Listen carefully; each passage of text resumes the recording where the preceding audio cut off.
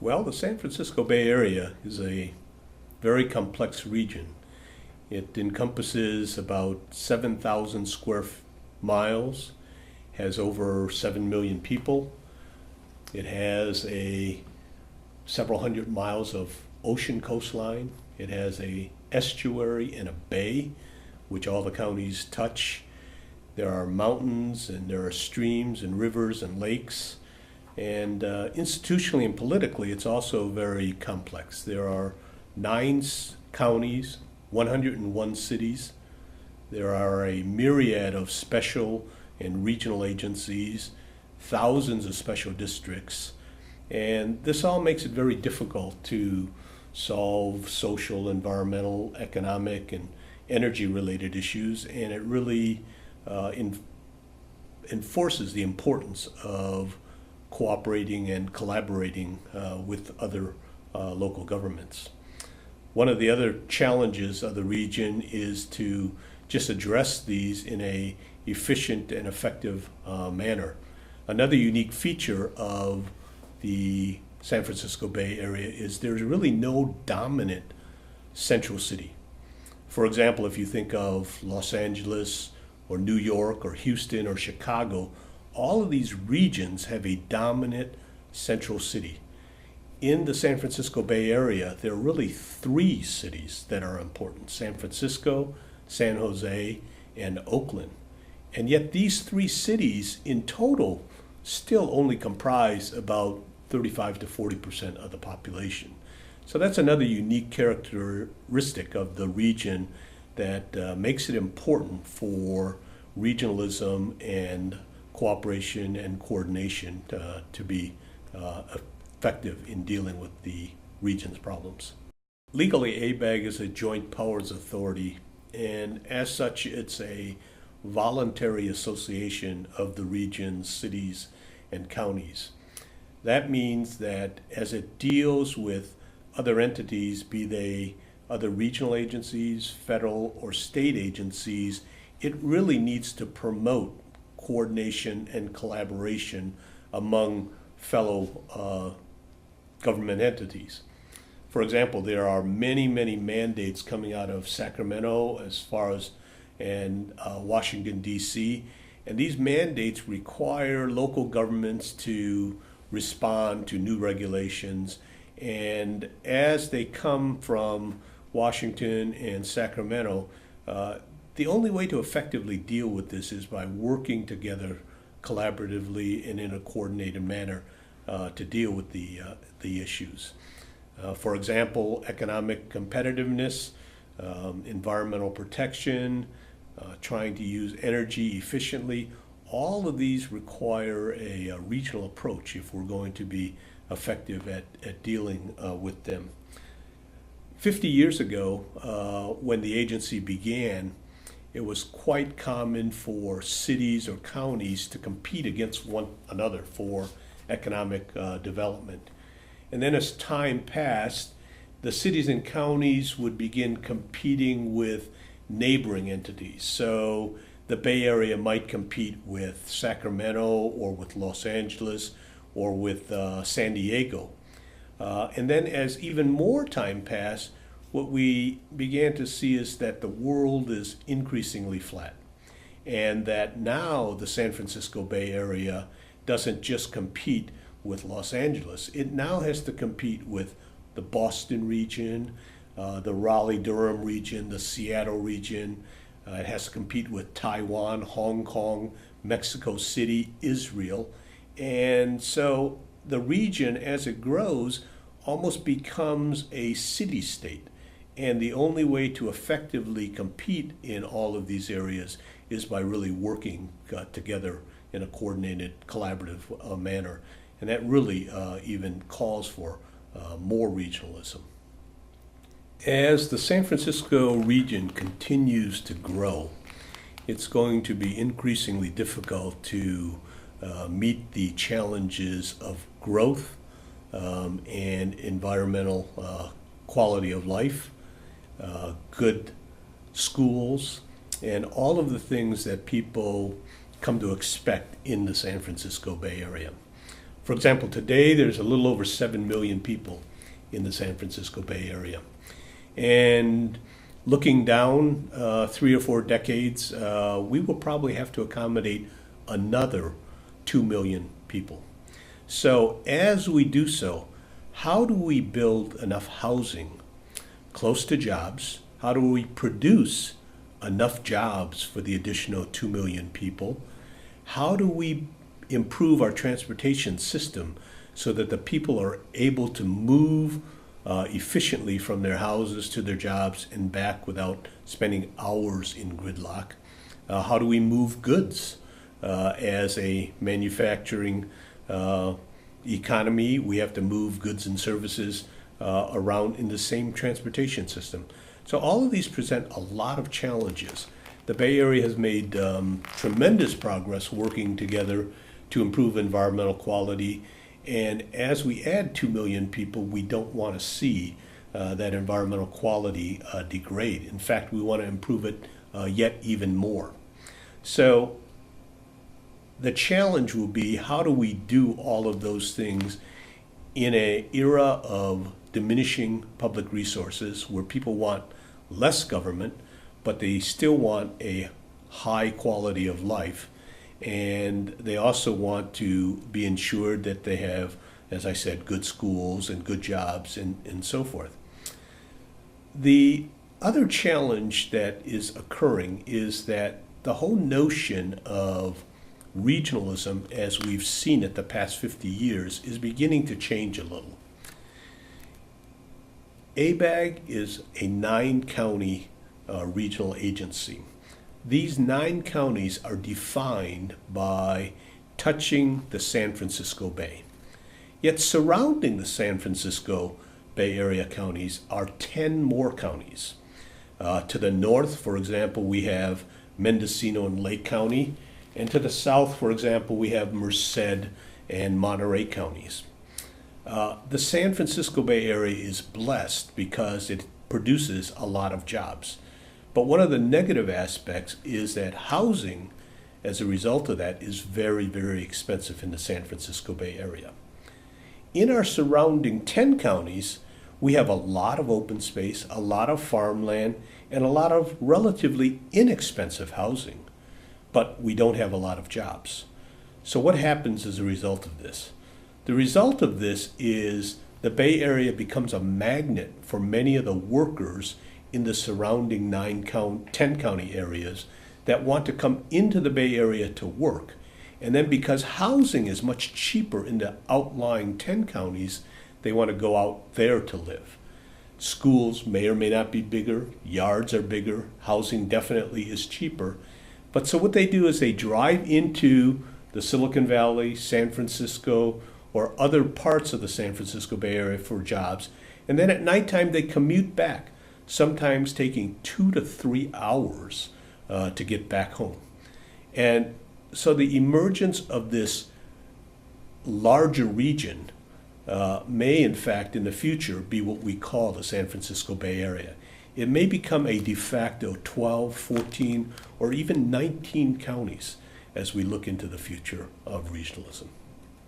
Over the past 50 years, ABAG has had just many, many accomplishments. And as I look back, I think of many of the planning studies.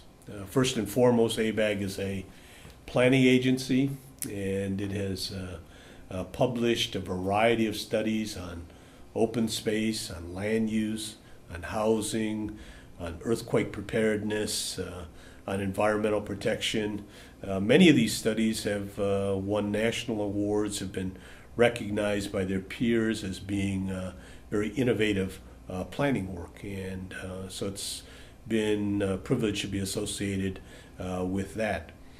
Increasingly, we've been involved in trying to make sure that not only did we work regionally in a coordinated, collaborative fashion, but we produced reports that were real, things that we could begin to implement, and instead of just sitting on a shelf, reports that would change the life and improve the quality of life for the region's residents. I think of a couple of examples of that. For more than a decade now, following the publishing of our water quality plans in the early and late 70s, we prepared a CCMP, a Comprehensive Conservation Management Plan, to protect and enhance the water quality in the San Francisco Bay and estuaries. This has been a very complex partnership with federal agencies, with state agencies, with regional regulatory agencies, and many of the local governments of the San Francisco Bay, as well as many environmental activists that have been pushing for more and more environmental protection in the Bay and the San Francisco estuary, which is truly a national treasure. The other example of a plan that has become a blueprint for implementation is our San Francisco Bay Trail project. In 1987, then Senator Bill Lockyer authored a bill calling for ABAG to prepare a bicycle and hiking trail around the San Francisco Bay. And ABAG did this as called for in the legislation. 2 years later, we produced a Bay Trail plan, and we adopted it. And it called for the construction of about 500 miles of bicycle and hiking trails to circle the San Francisco Bay. This would go through literally all 9 counties and about 50 cities. And now, decades later, we are approaching almost completing 300 of those 500 miles of biking and hiking trails, which are now linked together. They're coordinated, common signage, and it's become just a wonderful recreational asset for the region's citizens, as they're able to hike and to bicycle on this trail to overlook the San Francisco Bay and just enjoy the environmental amenities that are associated with that. So those are typical accomplishments that I think ABAG has been very active in trying to promote, requiring regional cooperation, and something that I think we can look back and be proud that ABAG was involved in. I joined the agency back in late 1975, and my first job was I was the director of the environmental management department. And my training is in environmental science and engineering, and my first responsibilities were to help prepare the environmental management plan for the region. This was a very large grant funded by the U.S. Environmental Protection Agency, and in essence a demonstration project of sorts, because EPA wanted to see whether or not a large-scale regional integrated environmental management plan covering air quality, water supply, and solid waste could be prepared. And this, for them, would meet a number of federal regulatory requirements, the Clean Air Act of 1970, the Federal Water Pollution Control Act of 1972, and some other legislation. And so part of my responsibility was to serve on a project team authoring these. My specific responsibilities were to work on the air quality plan. And so in my first few years, I was responsible for helping the region develop a Bay Area air quality strategy to improve regional air quality, reduce emissions from both industry as well as motor vehicle sources. And as I look back at it now, 30 years later, it's quite gratifying to see that I've had a small part in helping the region significantly improve its air quality. As I look at it now, when I first got to the Bay Area back in the mid-70s, the San Francisco Bay Area's air quality was the second worst in the state. It was only better than Los Angeles, which had the worst air quality not only in California but in the entire country. But now 30 years later, the San Francisco Bay Area's air quality is among the cleanest in the state, and in fact among the cleanest of any large metropolitan region. So it's quite satisfying to see that with the concerted effort of many people, you can make real environmental progress. And we've not only improved air quality, we've improved water quality and a number of things. So that's been very gratifying. In the early 80s, my responsibilities changed. I was promoted. I became the deputy executive director, and now I had more oversight in all of the agency's activities. And as such, I really wanted to see if we could expand some of our planning activities and try to also offer for some of our local governments some services. I really felt that we needed to go beyond just planning, and as a result, we started developing a variety of service programs, such as financial services, insurance programs, training programs, energy aggregation. We did this on behalf of our members to try to assist them in their responsibilities, because many of the local governments were getting their budgets stretched, and we felt by helping them we could improve, again, their delivery of services and also the quality of life for their citizens. In 1995, when I became executive director of the agency, I had already been with the agency for about 20 years, the last 15 of which I had served as the deputy executive director. So the agency was relatively stable. We had our planning programs, we had mature service programs, but there was one phenomena that I did want to try to capture and get into in a more significant way. In the early 90s, I had an opportunity to attend a meeting which was a briefing on looking at the feasibility of commercializing the internet.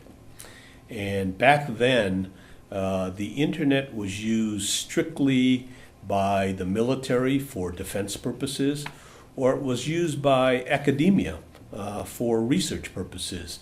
There was no such thing as a mouse or a graphical user interface.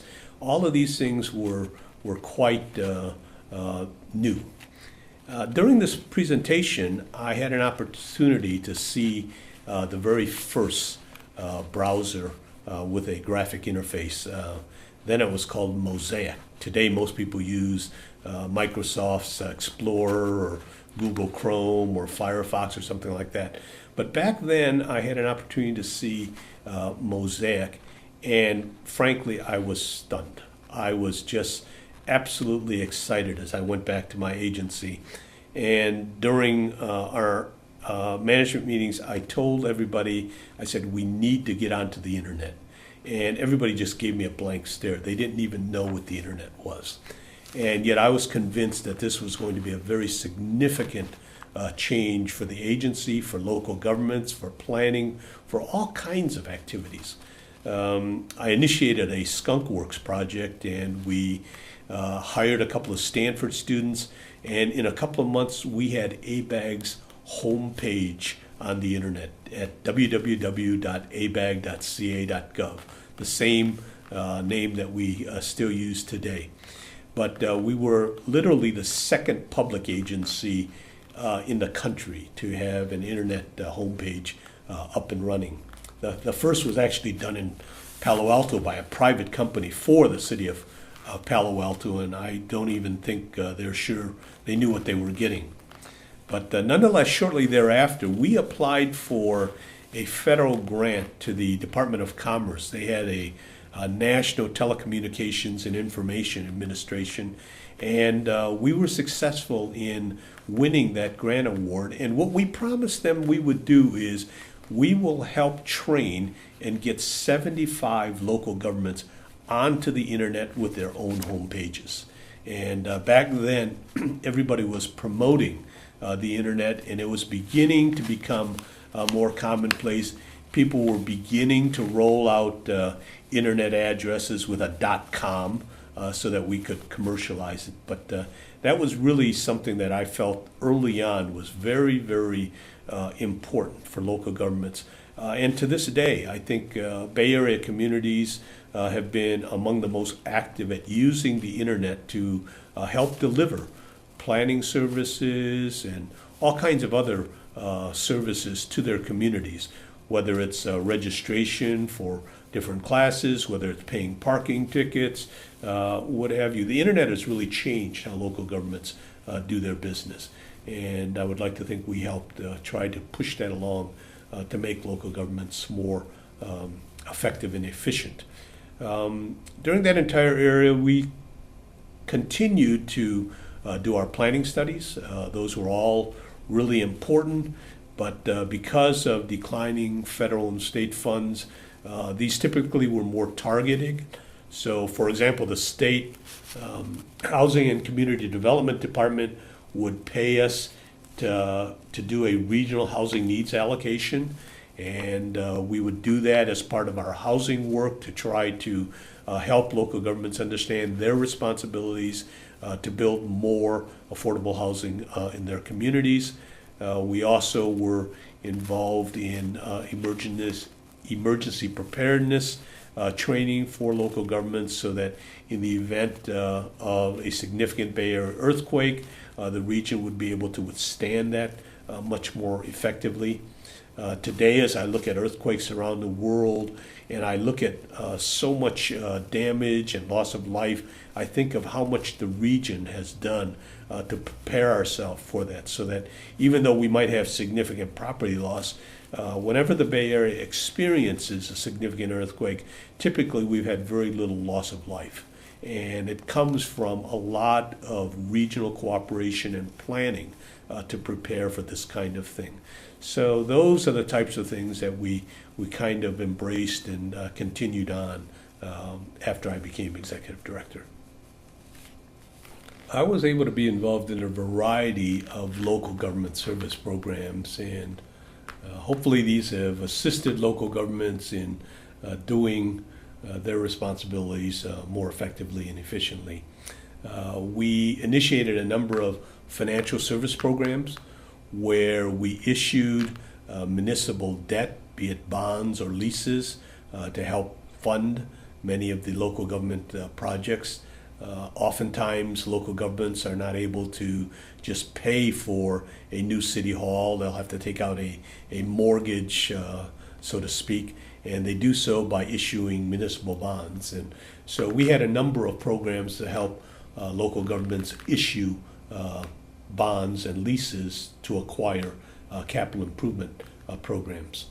We also, as a result of an insurance crisis, helped 31 cities and towns form a self-insured insurance pool, which we call PLAN, which is the Pooled Liability Assurance Network. What happened in the 80s was the insurance market tightened, and liability insurance for local governments became either prohibitively expensive or just unavailable. And as a result, many local governments for a short period of time either went bare or were just paying 2 to 3 times what they had previously paid for insurance to get less coverage. They came to us and they said, "Can you help us deal with this?" And as other people have done, we created a pool where in the end about, as I said, more than 30 agencies got together, and we self-funded and self-insured general liability for the local governments. And that program has been going now for several decades. It has saved local governments in the Bay Area millions of dollars. In the late 90s, we initiated a similar program to deal with energy resources. Energy was becoming increasingly expensive, especially electricity, and local governments in the environment of deregulation were casting about looking for alternatives.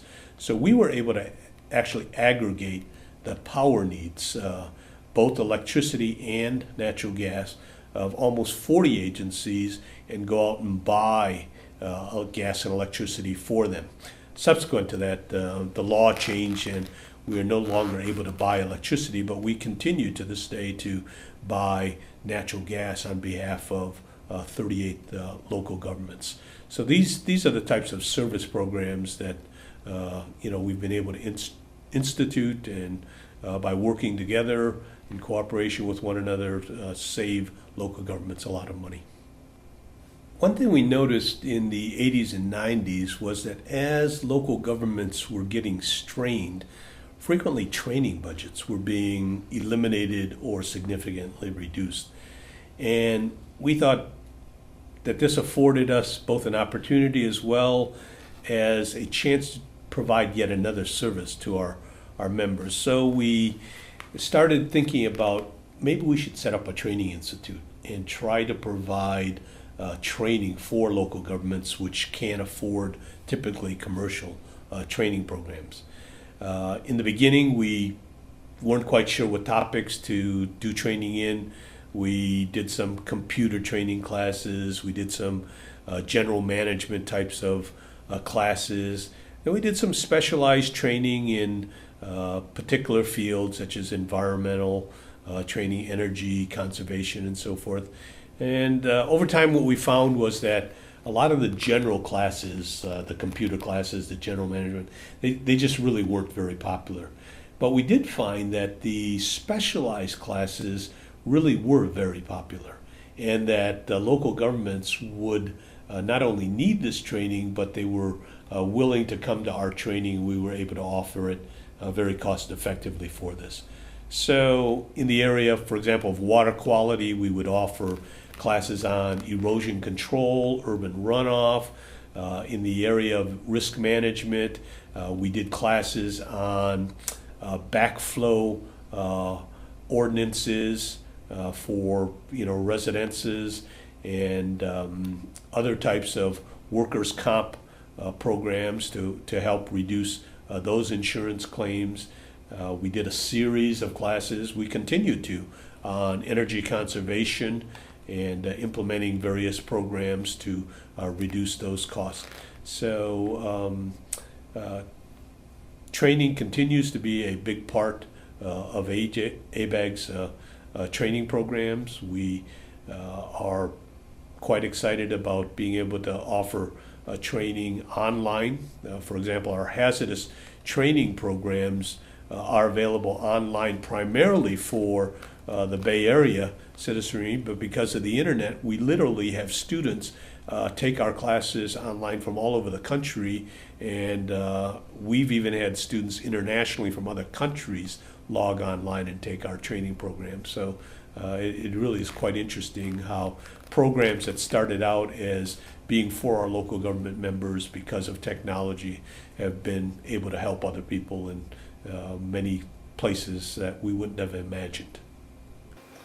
The question is, what are your proudest moments during your time at ABAG, and why? There are a lot of fond memories of spending 30 years in one agency. I've mentioned that my training is in the environmental area, and I feel proud of the fact that I had a small part to play in contributing to improving the region's air quality. Especially now that I'm retired, and over the years I've had an opportunity to see air quality in many big cities, be it Beijing, Shanghai, Taipei, Mexico City, Istanbul, and to see a large region like the Bay Area have the quality of air that it does really is a testament to just so many people that have put in a lot of effort, and so I feel good that I was a small part of that. Similarly, our water quality efforts have been just as significant and important. To see how clean the water is in San Francisco Bay is testament again to the coordination and cooperation of many people at all levels of government, as well as active private citizens. I'm proud of the agency's planning. We have always had and been able to attract exemplary planning staff to our agency. So whether it was doing planning in the environmental area, in energy resources, energy conservation, bay trails, earthquake preparedness, housing, economic development, all of these things we've set very high standards for what professional planning can do and should be all about. And to see a lot of this planning being implemented and carried out is also very, very gratifying. When I joined the agency, one of the early knocks on the agency was that, oh, you're just a planning agency. And I took that to heart. I just said, we should do more than just plan. We should try to help implement the plans and the policies that we produce. So to see for the past 25 years, roughly half of ABAG's life, to see the agency involved not only in good planning, but also involved in implementation with many other partners is also very gratifying. To see plans come to life is very satisfying. I mean, that's the whole reason you do a plan, is to serve as a blueprint for the region. And hopefully the region is better off for that. So, I look back and I say it's been a wonderful journey. I feel really privileged to have been a part of the agency. I would like to think that in some small way, putting in 30 years with the agency, benefited somewhat from that.